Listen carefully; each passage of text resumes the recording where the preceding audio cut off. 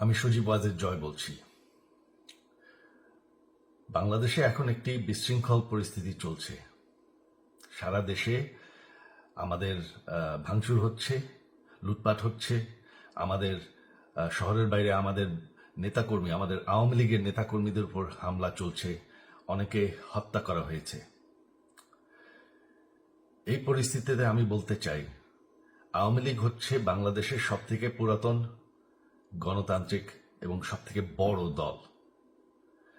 আওয়ামী লীগ কিন্তু মরে যায়নি।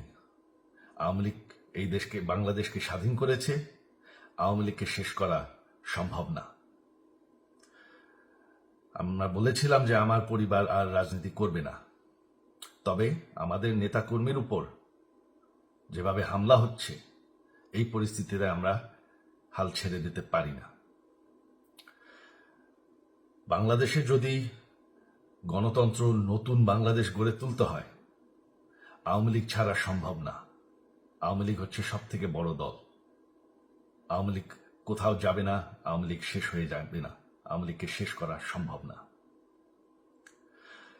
আওয়ামী লীগের নেতাকর্মীদের আমি সবাইকে আহ্বান জানাচ্ছি যে আপনারা সাহস নিয়ে দাঁড়ান। আপনারা একা না, আমরা আছি। বঙ্গবন্ধুর পরিবার কোথাও যায়নি, আমরা আপনাদের সাথে আছি। দেশকে, আমাদের নেতাকর্মীদেরকে, আওয়ামী লীগকে রক্ষা করার জন্য যা প্রয়োজন আমরা করতে প্রস্তুত।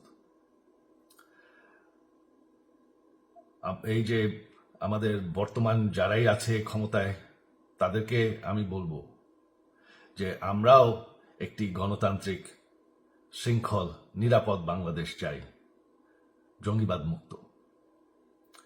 তার জন্য আমরা সবার সাথে আলোচনা করতে প্রস্তুত, শুধুমাত্র তারা যদি জঙ্গিবাদ এবং ভায়োলেন্স বাদ দেয়।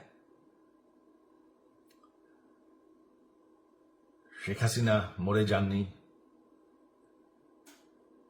আমরা কোথাও যাইনি। বাংলাদেশ আওয়ামী লীগ ছাড়া গণতন্ত্র, নির্বাচন সম্ভব না। এই বলে আমি আমার কথা শেষ করছি। জয় বাংলা।